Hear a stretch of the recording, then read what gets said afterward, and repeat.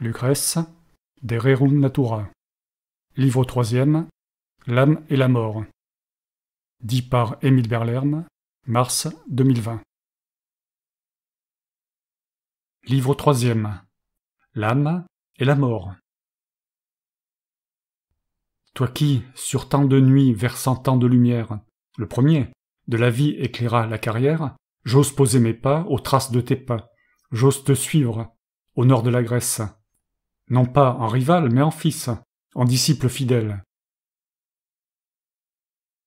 Et qui pourrait au signe égaler l'hirondelle, ou les bonds des chevreaux, vacillant sur leurs pieds, timides, à l'élan vigoureux des coursiers?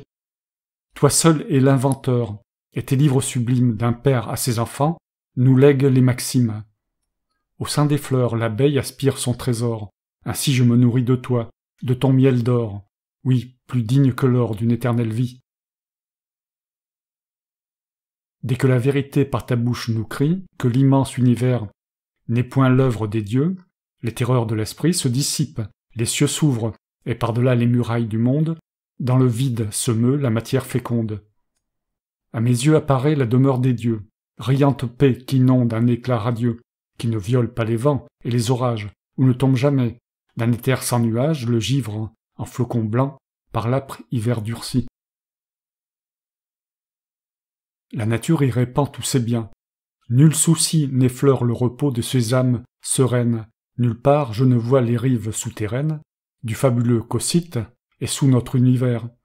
Rien n'empêche à mes yeux d'embrasser, au travers du vide sous mes pieds, le mouvement des choses, quand je vois par ta force, et jusqu'au fond des causes, s'éclairer la nature en son immensité.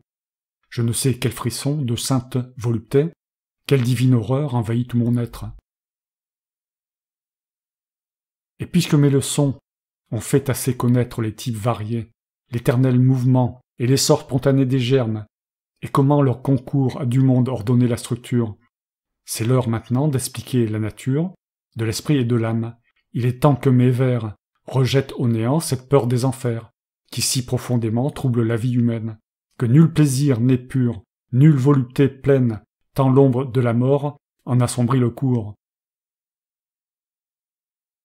Certes, plus d'un mortel préfère, en ses discours, au tourment d'un long mal ou d'une vie infâme, les gouffres du ténard.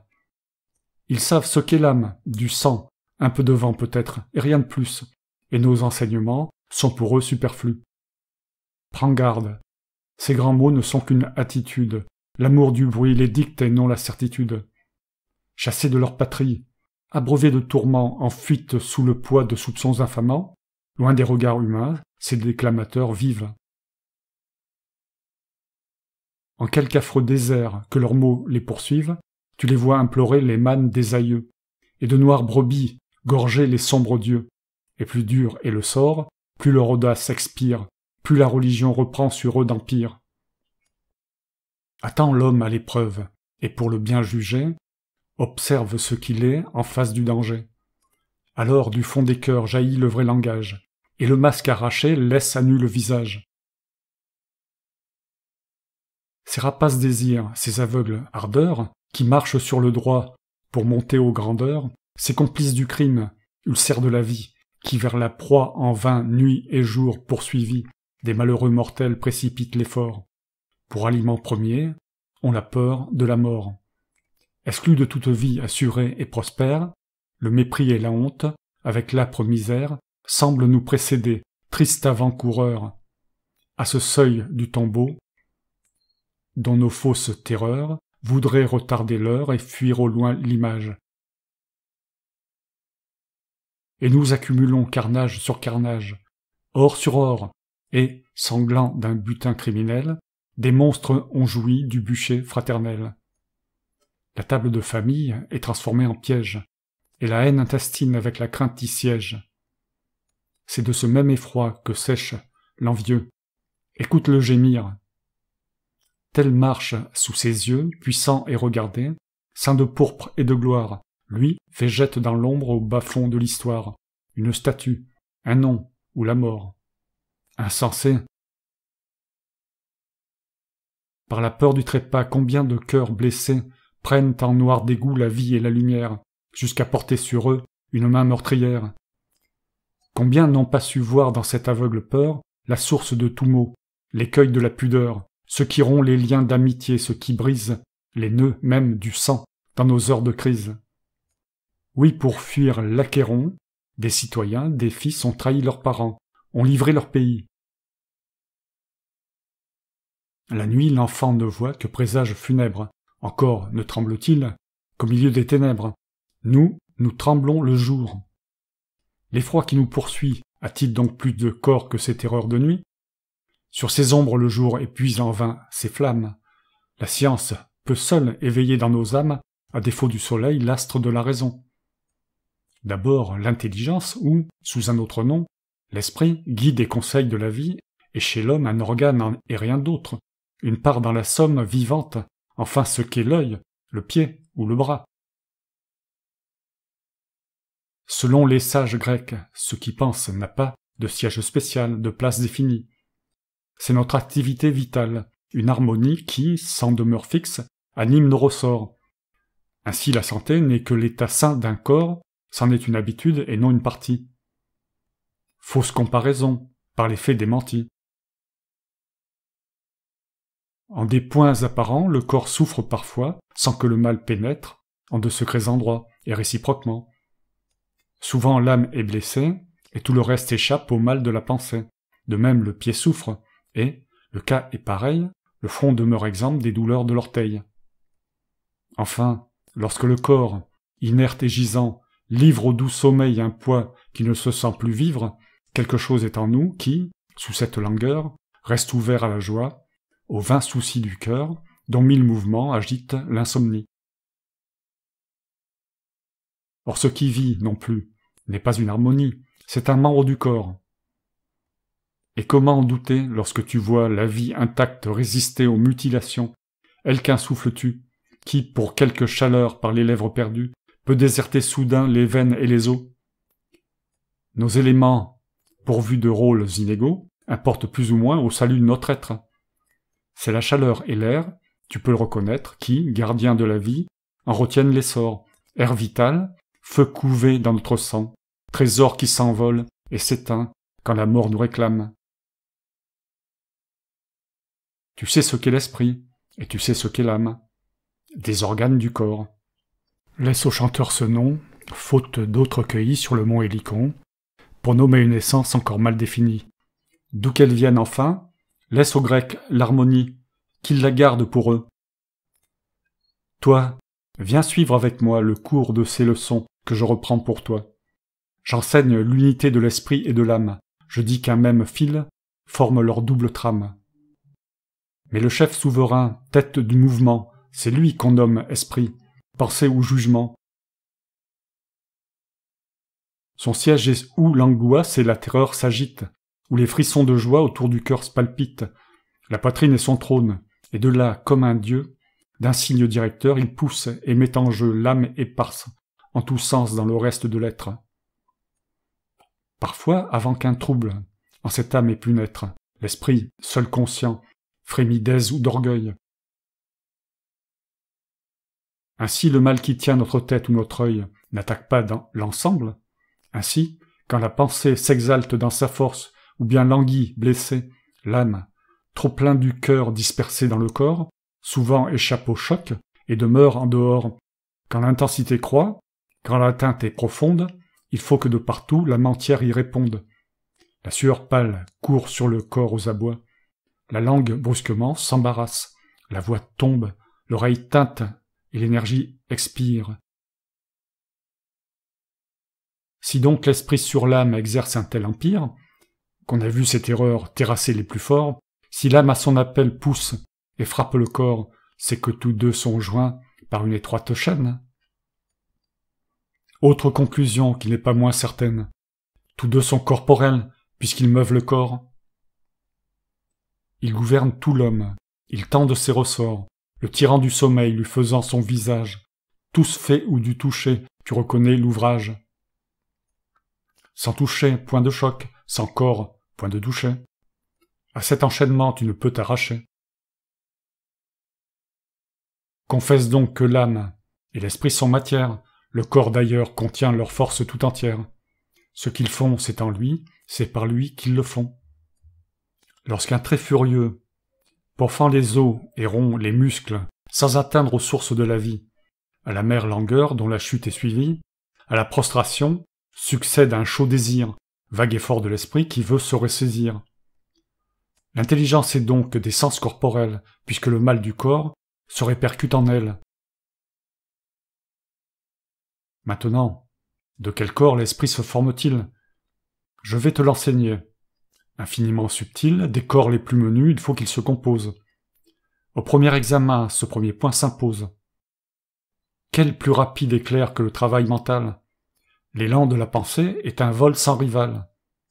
Si donc, en son essor, l'esprit laisse en arrière tout ce dont l'œil perçoit la forme ou la matière, c'est que son corps fluide est formé d'éléments, ronds, menus et légers, tels que leurs mouvements, au choc le plus minime, obéissent sur l'heure.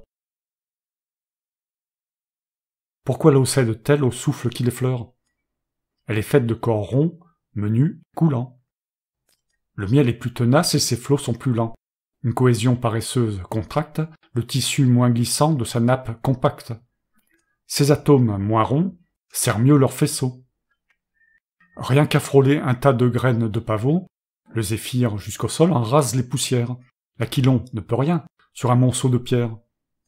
Donc la forme et le poids, par de constants rapports, sont liés à l'allure, au mouvement des corps. Plus ils sont fins, roulants, plus leur masse est agile, plus ils sont anguleux, moins leur bloc est mobile.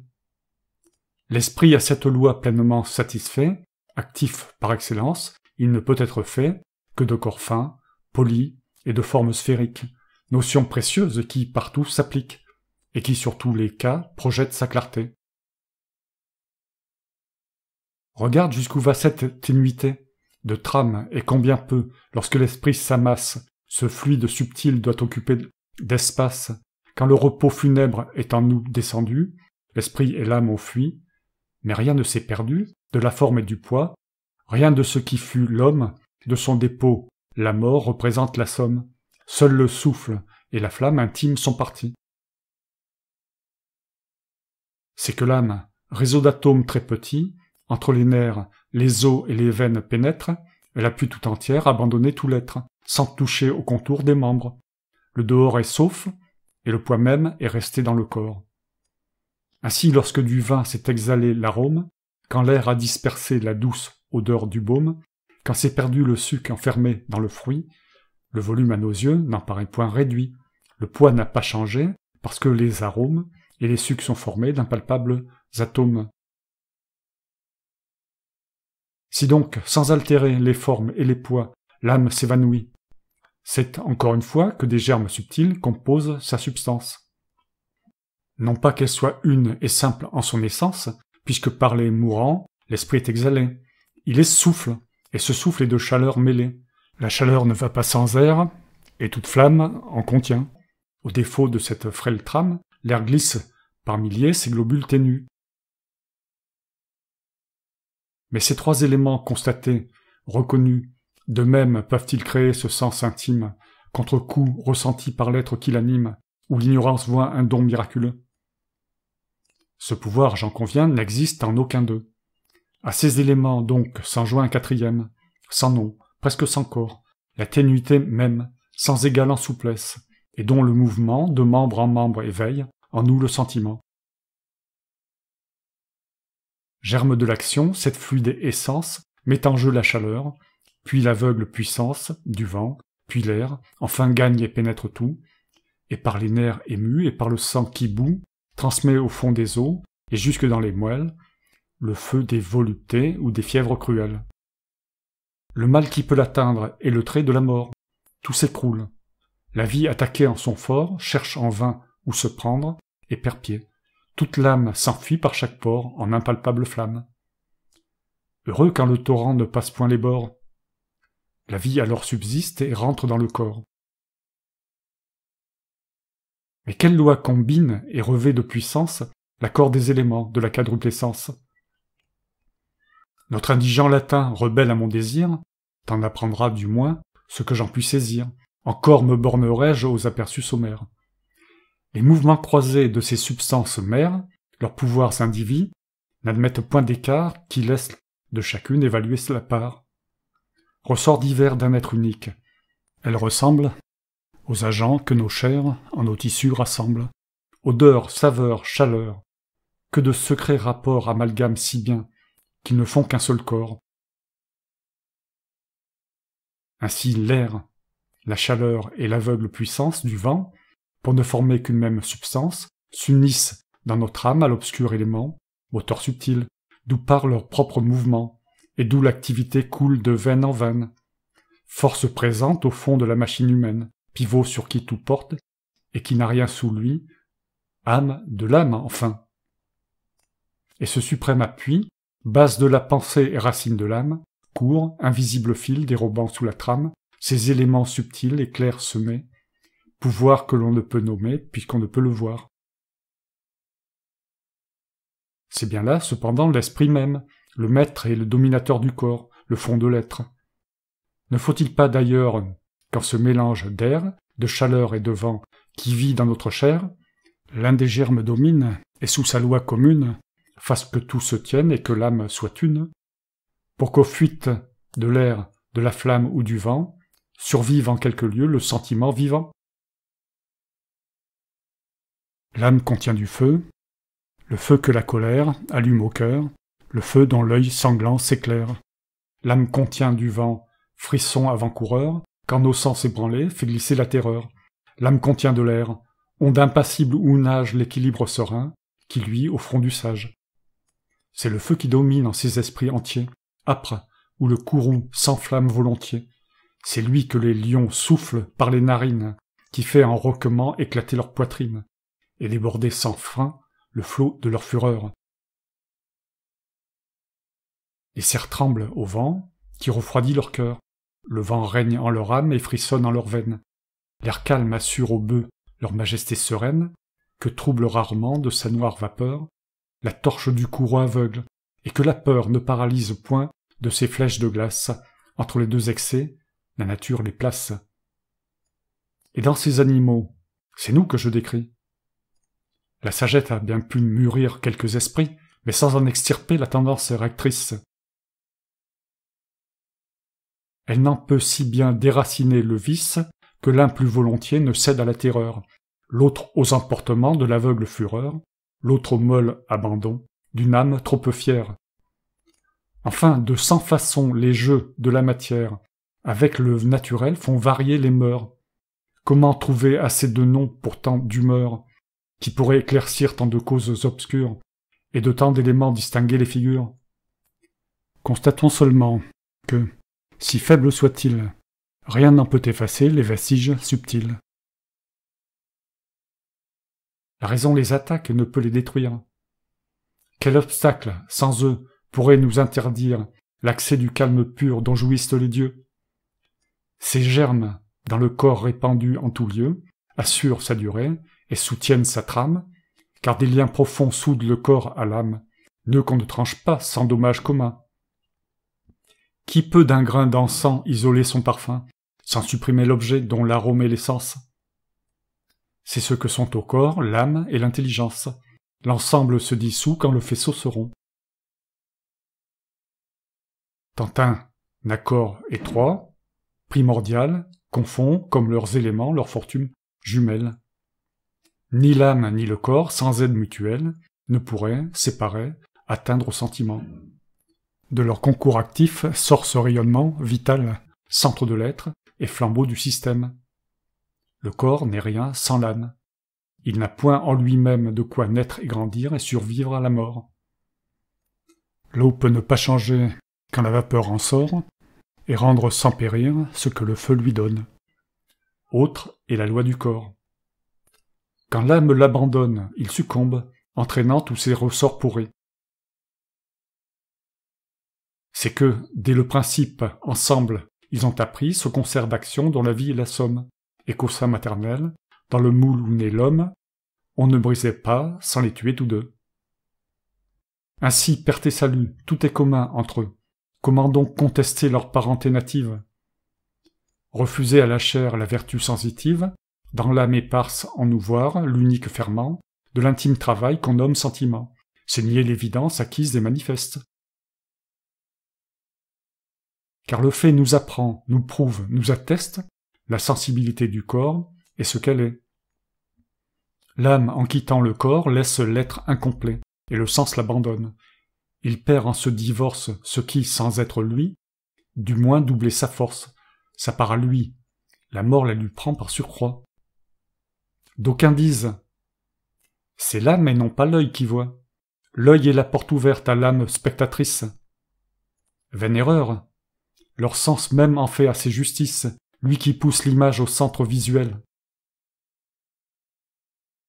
Parfois l'éclat trop vif à notre œil est cruel, l'objet brillant s'éclipse et le regard avorte, et l'œil souffre. Est-ce là l'office d'une porte? Courage. Ajoutez donc que, sans porte et sans yeux, l'esprit serait plus libre et l'âme se verrait mieux. Je ne puis non plus croire à l'erreur qu'accrédite le nom presque divin du sage Démocrite. De couples alternés combinant les accords, deux à deux, germe à germe, ils soudent l'âme au corps. Or la ténuité des principes de l'âme en doit borner le nombre. Aux mailles de la trame, ils pendent clairsemés et se tiennent de loin. Tout au plus la nature aura-t-elle pris soin de mesurer entre eux l'intervalle aux surfaces que les plus frêles grains, les corps les plus fugaces pour émouvoir des sens les délicats ressorts. Car nous ne sentons point tout choc et toute chose, la poussière ou le phare sur nos membres se pose, la laine de la nuit nous mouille, certains fils barrent notre chemin de leur réseau subtil, il pleut sur nous d'en haut, sans débris, vieilles ailes des insectes, duvet des oiseaux, flocons grêles, qui tombent ralentis par leur légèreté. De 1000 êtres rampant notre corps est hanté, les pieds des moucherons n'y laissent pas d'empreinte, et de tous ces contacts, il ne sent pas l'atteinte. Tant d'atomes épars dans le tissu vivant doivent être avertis et mis en branle, avant que les germes de l'âme, à travers les distances, aient pu se renvoyer ces chocs, ces résistances et nouer ces accords, d'où naît le sentiment. Mais l'esprit, plus que l'âme, a le gouvernement, et dispose des clés des portes de la vie. Sitôt que la pensée est aux membres ravis, pas un atome d'âme attardé dans le corps qui résiste un moment. Docile, sans effort, l'âme suit la pensée et s'échappe avec l'être, laissant le corps au froid dont la mort le pénètre. Le souffle obstiné reste où l'esprit est resté, mutilé, démembré, plus qu'à demi quitté par l'âme qui s'enfuit de ses veines ouvertes, le tronc vit, l'air vital répare encore ses pertes. Si peu d'âme qu'il garde, il s'y cramponne au bord de la vie et résiste à l'assaut de la mort. Quand ce qui blesse l'œil n'atteint pas la prunelle, la vue intacte y siège et se concentre en elle. Oui, dût la cécité s'en suivre tôt ou tard, si le globe n'est point crevé de part en part, la pupille suffit. Mais ce cœur de l'organe, centre aussi délicat de l'orbe diaphane, périt-il? Baigner l'œil de tous les feux du jour, le jour a fui soudain dans la nuit sans retour. Eh bien, l'âme c'est l'œil, l'esprit c'est la prunelle. Mais écoute, il est temps que ma voix te révèle d'autres vérités, fruits des travaux longs et chers, qui remplissent ma vie et que par mes vers. L'âme naît, l'esprit naît, donc l'âme et l'esprit meurent. Comme un constant accord leur substance demeure, pour nommer l'une et l'autre, un des deux mots suffit.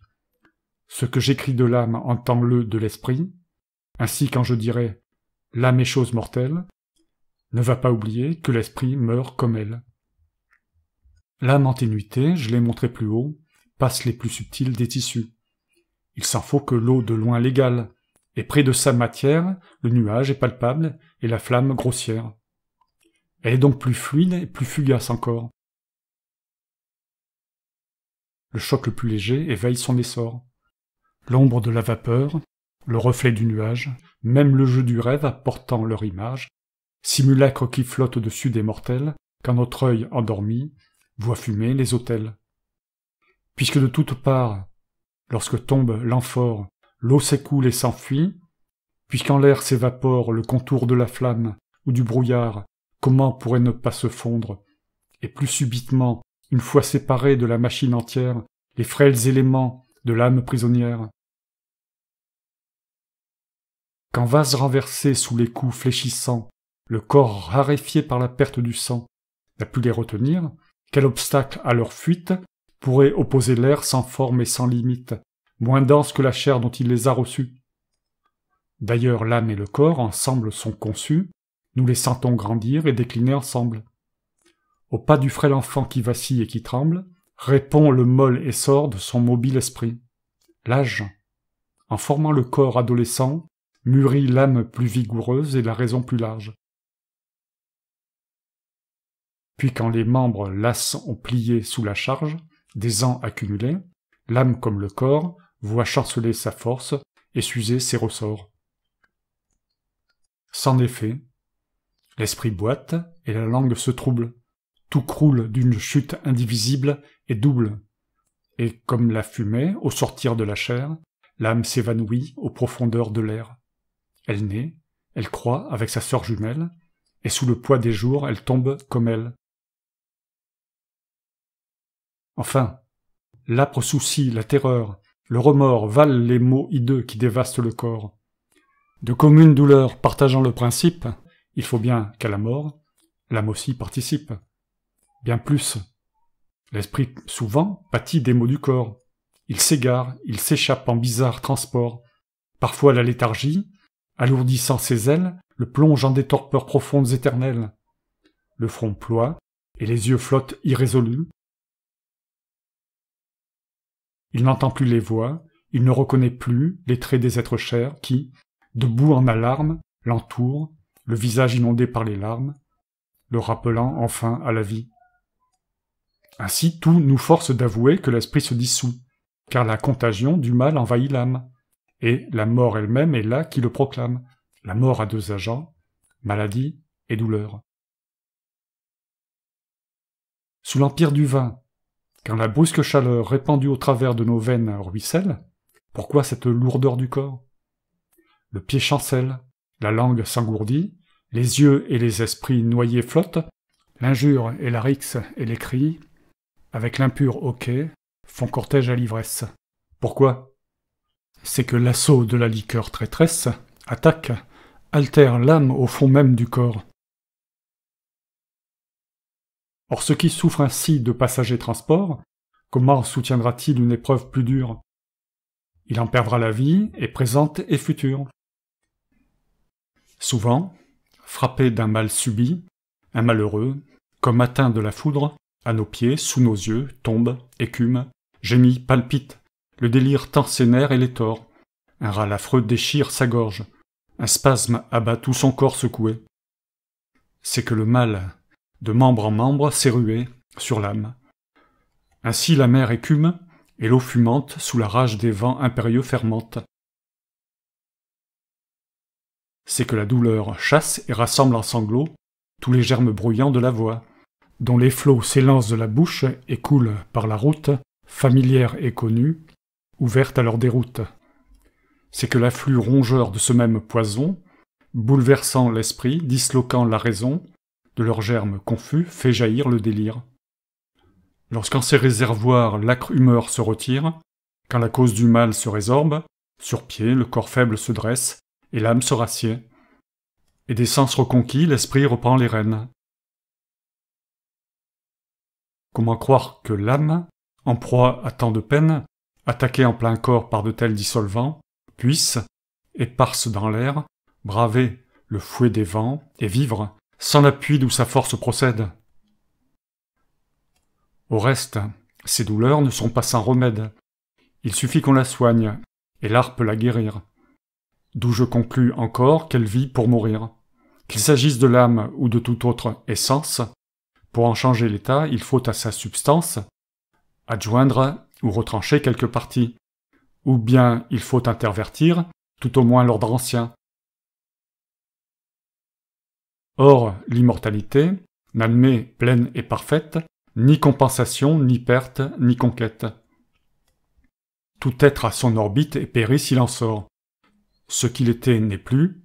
Dès qu'il change, il est mort. Donc, malade ou guéri, il faut qu'on s'y résigne. De la mortalité, l'âme porte le signe. Ainsi la vérité heurte l'erreur de front, lui coupe la retraite, et deux fois la confond, et sans réplique, enfin, la convainc de mensonge. Souvent l'homme s'éteint par degrés, il allonge la route et membre à membre il perd le sentiment. Nous voyons la pâleur livide lentement monter de l'ongle au doigt et du pied à la cuisse, puis la mort vers le tronc de proche en proche glisse. Ces vestiges glacés, partout, vont s'imprimant. Et l'âme, sans rester entière un seul moment, se divise et décroît, c'est donc qu'elle est mortelle. Crois-tu que, dans sa fuite, elle concentre en elle la part de sentiment que chaque membre perd, et ramassée à temps, se replie à couvert?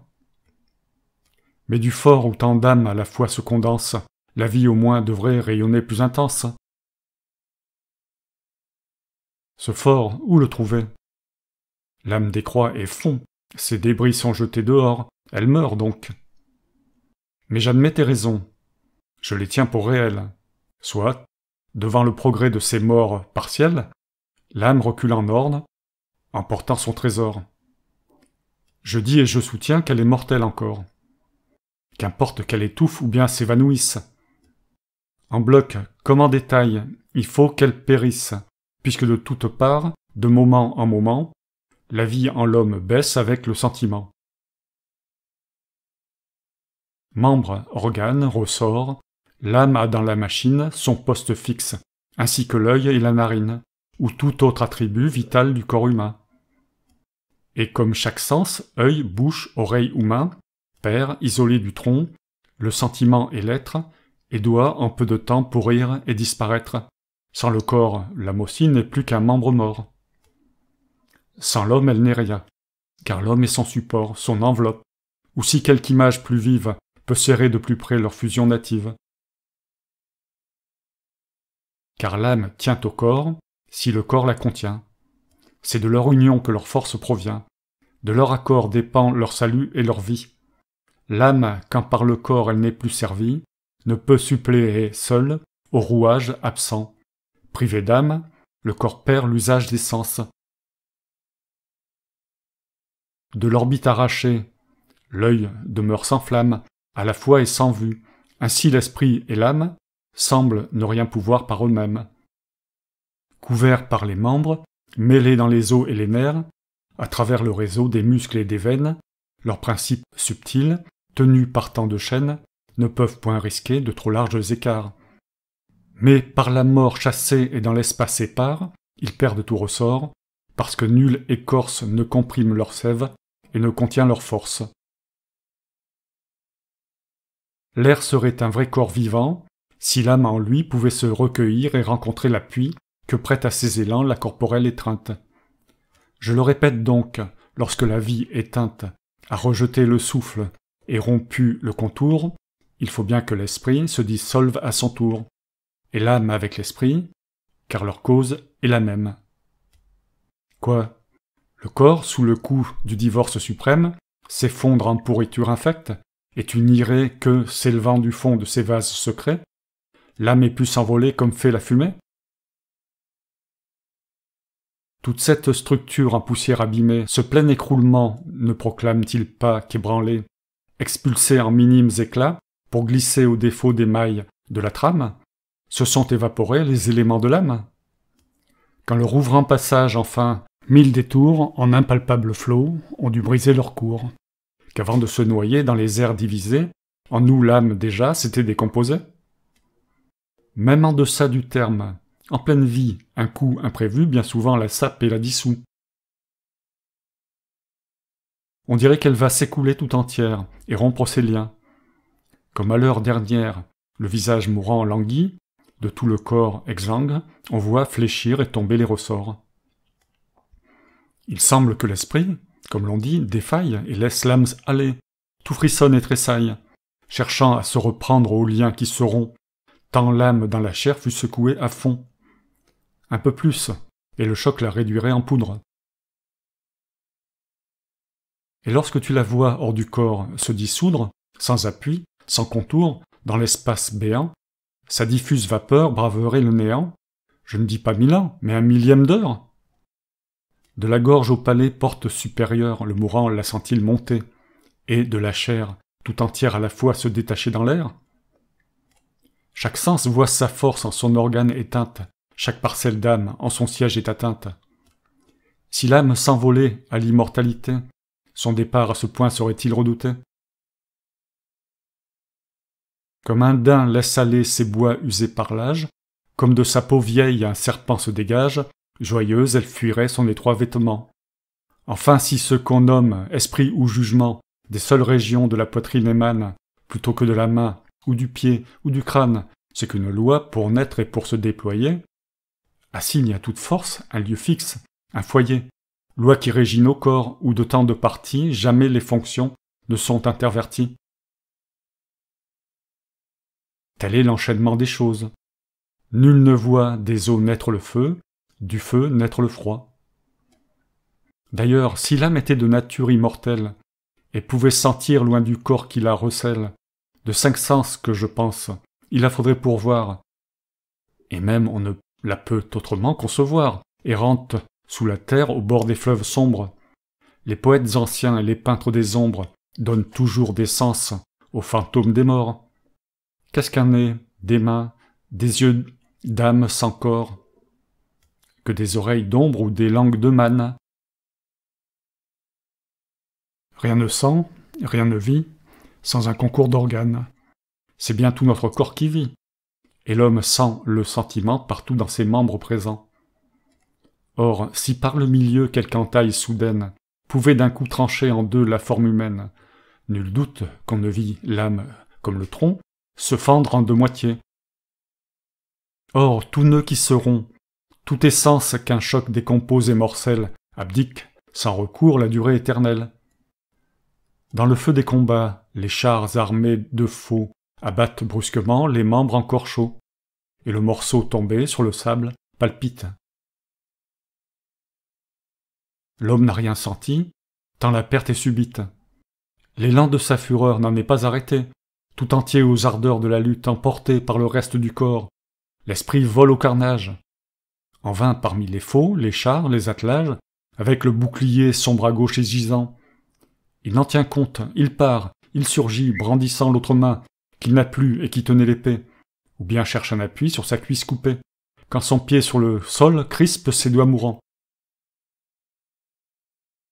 Telle tête arrachée aux membres expirants, chaude encore, gardera les couleurs de la vie, les yeux ouverts jusqu'à ce que l'âme ravie tout entière s'écoule et fuit avec le sang. Lorsqu'un serpent sur toi s'avance, menaçant, dardant sa langue, enflant sa gorge, s'il arrive que tu puisses trancher sa croupe convulsive, tu verras sur le sol d'un sang noir imbibé, sauteler chaque anneau sous le glaive tombé, le haut du corps se tordre et, cherchant sa blessure, tourner contre lui-même une ardente morsure. Nous faudra-t-il admettre une âme par tronçon? Plusieurs pour un seul corps? Avec plus de raison, je dis que l'âme en vie était une, indivise, qu'avec celle du corps son unité se brise, que tous deux sont mortels, enfin, puisque le fer tranche et divise l'âme aussi bien que la chair. Et puis, comment, si l'âme est d'immortelle essence, et s'insinue en nous le jour de la naissance, les vestiges de l'âge et des actes passés, dans un contour nouveau, se sont-ils effacés? Si l'âme, en renaissant, à ce point se transforme, que du séjour quitté tout souvenir s'endorme, cela, je crois, diffère assez peu de la mort. Puisqu'il en est ainsi, tombe avec moi d'accord, que l'âme antérieure est bien morte, et que celle qui rentre en nous est bien d'éclosion nouvelle. Mais, au seuil de la vie et du monde animé, l'âme neuve se joint au corps déjà formé. Pourquoi donc, dans le sang, avec le corps son hôte paraît-elle s'accroître et vivre côte à côte? Il lui fallait au moins, comme en cage un oiseau, seul et pour soi grandir. Or, dans tout le réseau, partout le sentiment à la fois se présente. Ainsi, rien ne l'isole, ainsi rien ne l'exempte, des lois de la naissance et du coup de la mort. Quel pouvoir souderait, et d'un lien si fort, à sa prison d'un jour cette âme passagère? Non, celle-là chez nous n'est point une étrangère, qui s'amalgame aux nerfs, aux veines, aux vaisseaux, témoin le sentiment des parties même aux os, même aux dents que ces îlots glacés, et qui hérite d'un gravier dans un fruit la rencontre subite. Pourrait-elle, ainsi prise en 1000 nœuds étroits, saine et sauve, échapper tout entière à la fois, à l'écheveau des os, des nerfs et des jointures? Puis cette âme adventice, et que tu te figures, coulant de veine en veine et filtrant du dehors, n'en doit que mieux périr et fondre avec le corps. Couler, c'est se dissoudre. Il faut donc qu'elle meure.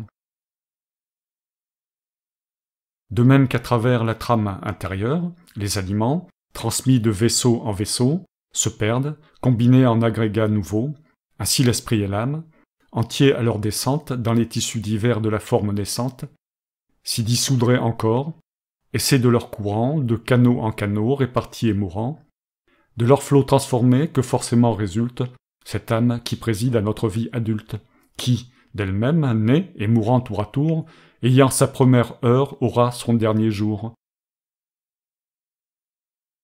Mais laisse-t-elle ou non dans la dépouille morte quelques germes vivants? Qu'elle en laisse, il n'importe. En a-t-elle plus droit à l'immortalité? Non, puisque d'elle en nous quelque chose est resté. N'en laisse-t-elle pas? De sa prison ouverte a-t-elle pu bondir sans retard et sans perte? Mais alors, conçoit-on comment peuvent, des chairs pourrissantes, jaillir ces légions de vers? D'où sort exsangue et molle, et cependant vivante, dans les membres gonflés, cette foule mouvante? Mais ces âmes, dis-tu, peuvent choisir leur corps, chacune en chaque vers arrive du dehors. Et tu ne cherches pas quel instinct les adresse, par milliers, juste au lieu qu'une seule délaisse. Il est un point, du moins, qu'il te faut éclaircir. L'âme est-elle architecte? Aime-t-elle à choisir les germes de son vers pour bâtir sa demeure? Ou dans le corps tout fait descend-elle à son heure? Quoi donc? À sa prison elle travaillerait? Elle que, hors du corps, son libre vol soustrait, aux angoisses du froid et de la faim, torture qu'à la chair proprement attachée à la nature, et qui n'atteint l'esprit que par contagion? Mais prenons qu'elle agisse avec intention, pour son bien. Par où donc penses-tu l'introduire? Dans ce nid qu'elle cherche, où c'est voulu construire? Non, non, l'âme, crois-moi, ne se fait point un corps. Et comment expliquer ces intimes accords, qui d'une vie unique animent la personne, si l'âme en un corps fait, après coup, s'emprisonne? D'où viendrait, au lion, sa sauvage fierté, son astuce au renard, au cerf sa lâcheté, héritage de peur transmis par ses ancêtres, ses instincts implantés en chaque tribu d'êtres, qui croisent dès l'enfance avec l'âme et le corps? Sinon d'une loi fixe et de constants rapports. L'âme est la sœur du corps, leur marche est parallèle. Que si de forme en forme errait l'âme immortelle, on verrait les instincts au hasard confondus. Au vol de la colombe, on verrait, éperdu, frissonner les autours et fuir devant l'audace des cerfs hauts encornés, les molosses de traces et la raison passée de l'homme aux animaux. Ils nous disent encore, et ce sont de 20 mots. L'âme immortelle change en changeant de demeure. Changer, c'est se dissoudre. Il faut donc qu'elle meure. Les transpositions d'ordre et de mouvement doivent la condamner à mort. Ces éléments dans les membres épars, avec l'homme succombent. Les âmes, disent-ils, d'homme en homme retombent. Pourquoi donc tel esprit, sage avant le tombeau, revit-il insensé sous un masque nouveau? D'où vient qu'au jeune enfant manque le sens du juste, au poulain la raison, de l'étalon robuste? Sinon de cette loi, de ces constants rapports, qui font du même pas marcher l'âme et le corps. L'esprit peut bien, dit-on pour première défense, dans le corps de l'enfant revenir à l'enfance. C'est l'avoué mortel, puisqu'en changeant d'étui, il perd tant de sa vie ancienne, tant de lui. Comment, sans un lien d'affinité jumelle, l'âme et le corps, montant d'un progrès parallèle, atteindraient-ils, ensemble, à la fleur de leurs ans? Et pourquoi déserter les membres vieillissants? Craint-elle de rester prise en leur pourriture, et que l'abri dont l'âge ébranle la structure ne l'écrase en tombant du poids de ses débris? Mais pour une immortelle, est-il de ces périls? Donc, à l'heure où l'amour accouple homme et bête, lorsque Vénus conçoit des âmes toutes prêtes, guettant l'endroit précis, lutteraient alentour à qui doit la première entrée et voir le jour, à moins que, pour mettre ordre à ce conflit stérile, un pacte né d'avance admis la plus agile, à l'honneur d'essayer les moules corporels. Non, faire voltiger sur le lit des mortels, cet innombrable essaim d'immortels émules, c'est bien le plus bouffon des contes ridicules. As-tu vu le nuage éclore sous les mers? Le poisson vivre au champ et l'arbre au désert? Le sang couler du bois et du rocher la sève? Non, chaque être a son air où commence et s'achève son évolution. Loin des nerfs et du sang, sans corps, seul, il n'est pas d'âme, d'être pensant. Autrement l'humérus ou l'occiput, que sais-je? Au besoin le talon lui servirait de siège. Quelques membres du moins qui fixât son essor, le vase de l'esprit serait dans l'homme encore. Mais ce n'est point assez. En nous, l'esprit et l'âme ont chacun son foyer que la raison proclame immuable. Comment ne pas nier dès lors qu'ils puissent jamais naître ou vivre hors du corps? Tu le vois, il faut bien, quand fléchit l'édifice, que l'âme éparse en lui de sa chute périsse. Ô démence! Ô mortels accouplez l'éternel! Imaginez entre eux un concert mutuel, un but commun.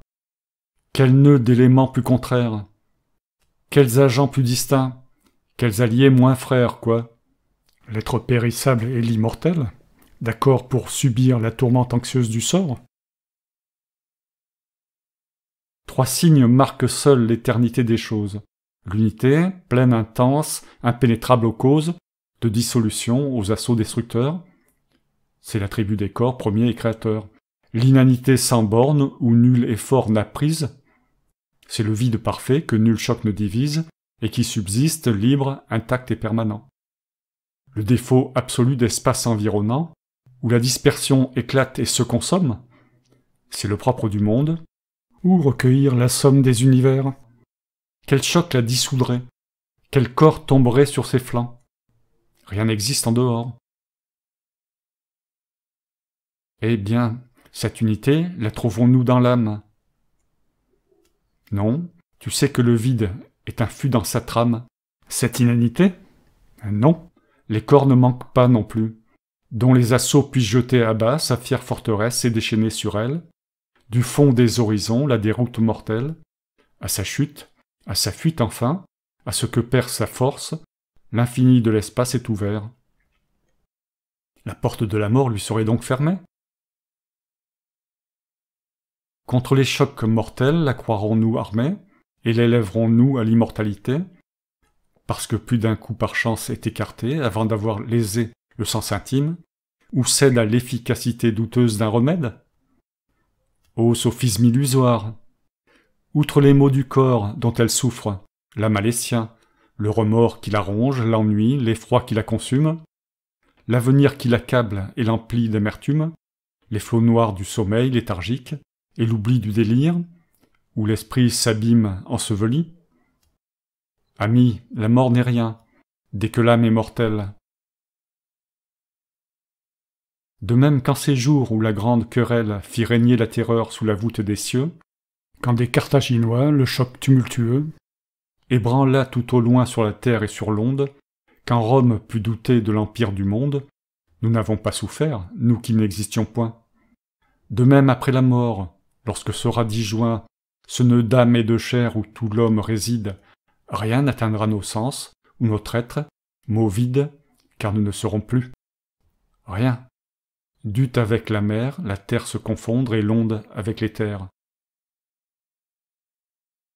Si même, après que l'âme à la forme est ravie, en nos restes persiste un sentiment de vie, cela n'est plus en nous, et ne nous est plus rien, puisque l'âme et le corps ont rompu leur lien. Hymen, d'où la personne émane tout entière. En vain, de nos débris rassemblant la poussière, le temps ranimerait et renverrait un jour nos éléments groupés dans le même contour. Jetterait-il un pont d'une existence à l'autre?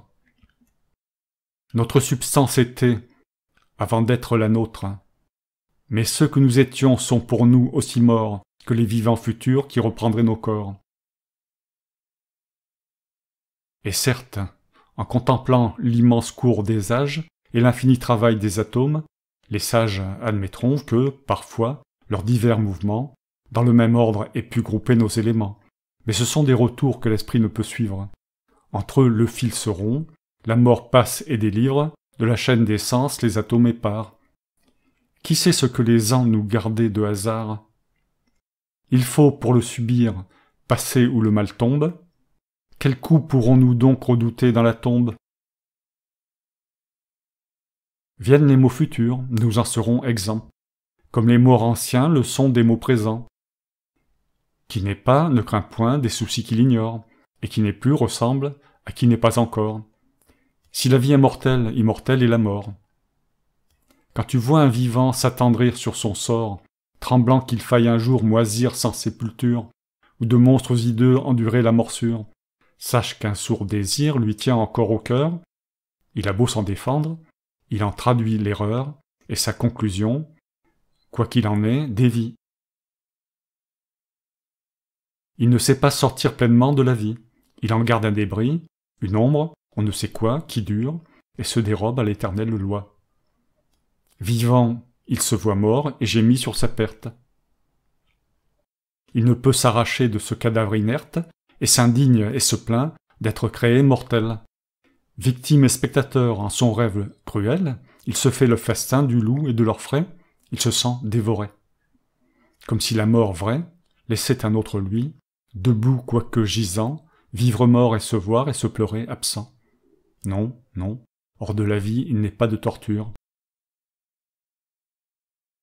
Sinon partout la mort m'apparaît aussi dure. Momie, être étouffé dans le naphte et le miel, mage, au haut d'un rocher, pourrir nu sous le ciel, sur mon sein oppressé sentir peser la terre. Qu'importe le supplice. À moins qu'on ne préfère la torche dévorante au cerf du corbeau, et le lit du bûcher à celui du tombeau. Ah, l'amoureux accueil de ta demeure en fête, ta femme, tes enfants, la volupté secrète de les voir à l'envie courir pour t'embrasser, de leur vouer ton cœur et ton nom, de verser ton sang pour eux. Voilà la douceur de la vie, et la félicité qu'un seul jour t'a ravi. Mais songe qu'au départ, nul chagrin ne nous suit, voyons clair une fois, et la terreur s'enfuit. Toi, par la mort couché dans une paix profonde, tu nous laisses ta part des peines de ce monde, mais nous, près du bûcher, sur ton corps déjà noir, insatiablement nous pleurons, sans espoir de retrouver l'objet d'un deuil irréparable. Puis donc que ton sommeil n'est qu'à nous redoutable, que sa paix est la fin de toutes les douleurs, pourquoi ces longs effrois et ces lâches pâleurs? Sur leur lit de festin, dans leur coupe morose, la mort se glisse et parle aux buveurs seints de rose, leur criant « Jouissez, si court est le plaisir ! Lorsqu'il s'est écoulé, qui peut le ressaisir ?» Pense-t-il que la mort altère son convive, ou qu'au dernier soupir un seul besoin survive? Et si l'homme s'oublie aux heures du sommeil, que sera-ce au tombeau dans la nuit sans réveil? Nul regret, nul souci, quand l'âme et le corps dorment, encore cette substance où les désirs se forment, erre non loin des sens, à peine l'aube à lui, que l'homme se rassemble et soudain rentre en lui. Mais la mort n'a point d'aube, et quand sa nuit glacée nous surprend, c'en est fait. La vie est la pensée, et tout ce qui fut nous, sans retour, prend l'essor. Si le sommeil n'est rien, la mort est moins encore. Si, prenant une voie, la nature des choses se levait, là sans fin de nos terreurs sans cause, et gourmander ainsi quelqu'un des mécontents. Mortel, pourquoi ce deuil? Ces pleurs, il n'est plus temps. Si jusqu'ici pour toi la vie en bien abonde, qui sur tes jours versés n'ont pas fui comme une onde, en un vase sans fond, qui te l'a satisfait. Sors-en rassasié comme on sort d'un banquet, et tranquille endors-toi dans la paix éternelle. Si déçu par ces dons, tu t'es dégoûté d'elle, pourquoi, cueillant des fruits qui tombent de ta main, joindre aux pertes d'hier les pertes de demain? La mort clôt ton labeur, reçois-la sans colère. D'ailleurs, je ne sais plus qu'inventer pour te plaire. J'ai fait le monde ainsi, ni pire, ni meilleur. Ton corps est dans sa force, et ton âge en sa fleur. Dis-tu, quand tu vivrais 1000 ans, les mêmes peines s'attacheraient encore aux fortunes humaines. Ton immortalité n'en romprait pas le cours. Que pourraient les mortels répondre à ce discours? Que la nature est juste et sa parole vraie. Aux malheureux surtout qui du trépas s'effraient, elle crie à bon droit. Laisse là tes vains pleurs, pauvre fou, car la mort vient guérir tes douleurs. Et toi, vieillard, toujours ton âme inassouvie, dédaigneuse des biens que t'épancha la vie, n'eus soif que des absents de ceux que tu n'as plus. Tes jours mal employés pourtant sont révolus. Sur ton front la mort plane imprévue et t'arrête, avant que le dégoût t'inspire la retraite. Va, le regret sied mal à la caducité. Il est temps, place à ta postérité. Grande et forte leçon. Tout est métamorphose. Toujours un flot nouveau chasse les vieilles choses, et l'échange éternel rajeunit l'univers. Rien ne roule au tartare, au gouffre des enfers. Pour les peuples à naître, il faut de la matière. Ils vivront à leur tour et verront la lumière. Les uns nous précéder, les autres nous suivront. C'est un cercle éternel que nul effort n'auront. Et la vie à jamais se transmet d'âge en âge. Elle n'est à personne. Et tous en ont l'usage. Songe de quel néant furent pour nous remplis, tant de siècles anciens avant nous accomplis. Regarde dans ce miroir que t'offre la nature, par-delà le tombeau, l'antiquité future. Qu'y vois-tu? Rien d'horrible. Une sécurité dont nul sommeil ne vaut le calme illimité. Quant à ces châtiments qui bordent le Cocyte, ils sont ici. L'enfer en nos cités habite. Ce fabuleux captif, vainement éperdu, sous l'énorme rocher dans les airs suspendus, est-ce Tantale? Non, c'est le visionnaire, tremblant sous le destin comme sous le tonnerre. Ce rocher menaçant, c'est la crainte des dieux. Ce géant Tithios, dont le corps spacieux, sert d'antre au peuple ailé dont la rage le fouille. Est-ce un titan couché, jonchant de sa dépouille 9 arpents dévastés? Couvrit-il l'univers? Crois-tu que sa poitrine et ses membres ouverts puissent jamais suffire à l'éternelle peine? Non, c'est l'homme abattu sur qui le sort déchaîne, les soucis dévorants, les cuisantes amours, tout ce que le désir enfante de vautours.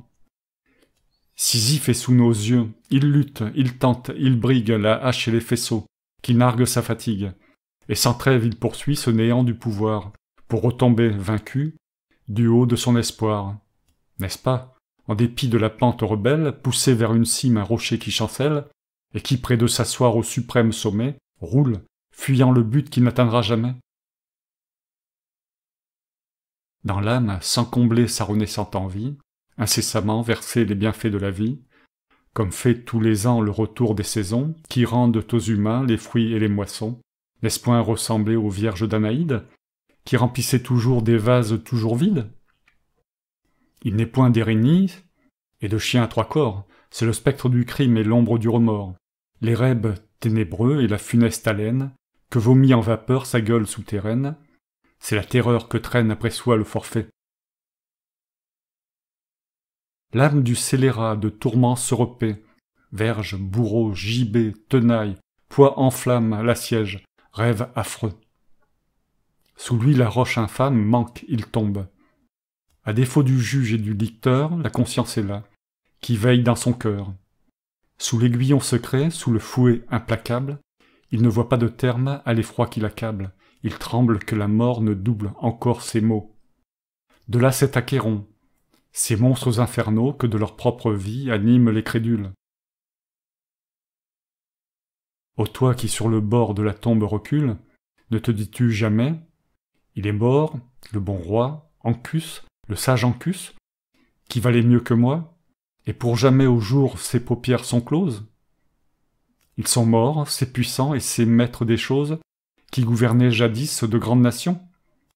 Celui qui sur les flots lança nos légions, qui vers la haute mer leur ouvrit une route, qui des gouffres salés, foulant du pied la voûte, dédaigna les clameurs de l'océan vaincu, l'âme a quitté son corps, Duilius a vécu. Ce fléau de Carthage et ce foudre de guerre, Scipion, s'est éteint, comme un rustre vulgaire. Et tous ceux que Phébus nommait ses favoris, les inventeurs des arts, les flambeaux des esprits, ils reposent en paix avec leur prince Homère. Sentant baisser le flot de la vie éphémère, Démocrite averti s'empressa vers le port, de lui-même inclinant son front mûr pour la mort. Et le sage sans père, le divin Épicure, n'a-t-il pas dû céder au cours de la nature, ce mortel devant qui le reste était pareil, aux astres de la nuit en face du soleil? Et ces cris, ces regrets, c'est toi qui les exhales, atomes dont la vie et la mort sont égales. Ta vie existe-t-elle? En sommeil tu la perds. De songes harcelés, tu dors les yeux ouverts. Sans trouver à tes mots ni cause ni remède, sous l'assaut des terreurs dont la meute t'obsède, ivre d'anxiété, tu flottes au hasard. Et c'est toi, vain jouet, qu'indigne le départ? Ah, si l'homme cherchait à savoir d'où lui tombe ce poids qu'il sent en lui, sous lequel il succombe, l'origine des maux dont l'étouffant souci sur sa poitrine amasse un fardeau sans merci, le verrait-on ainsi douter, désirer, craindre, sans savoir ce qu'il veut, ce qu'il ne peut atteindre? Croit-il, en l'agitant, alléger le fardeau? L'un sort de son palais, qui lui semble un tombeau, puis y rentre soudain, et toujours y rapporte cet ennui qu'il fuyait et qui veille à sa porte. L'autre part au galop, jouant de l'éperon, comme si sa vie là fumait à l'horizon. À peine au seuil, il bâille, et dans sa lourde sieste, cherche l'oubli menteur d'un souvenir funeste, où pour Rome aussitôt, ventre à terre, il repart. Ainsi chacun se fuit partout, et nulle part ne se peut éviter, prisonnier de soi-même, malade à qui son mal reste un obscur problème. Ce mal, c'est la terreur de ce qui suit la mort. Ah, laissez les plaisirs stériles, et d'abord fouillez, interrogez la nature des choses, qui seule de ce mal peut écarter les causes. Car il s'agit non pas de ce jour tourmenté, mais du repos sans fin et de l'éternité. Et quel si grand amour d'une inquiète vie, enfin à tant de soins, de troubles nous convie? Notre essor est borné par un terme certain, et nul ne se dérobe à l'arrêt du destin. Nous tournons sans issue, enfermés que nous sommes, et le cercle est étroit. Depuis qu'il est des hommes, aucun plaisir nouveau n'a paru sous les cieux. Mais le bien qui nous manque est sans prix à nos yeux. L'atteignons-nous? Soudain quelque autre nous appelle et nous laisse béants d'une soif éternelle, inquiets, et pillant au fond du temps obscur les présages douteux de notre sort futur. Vaine et stérile fièvre. Est-ce que par la vie une ombre de durée à la mort est ravie? Serons-nous moins longtemps rien? Que peut notre effort jeter dans la balance où l'éternité dort? Vivrions-nous 100 ans, 1000 ans, 20 siècles même, ferions-nous une rive à l'abîme suprême? Pour le mort séculaire et pour le mort d'un jour, égal est le néant sans borne et sans retour. Fin du livre 3e.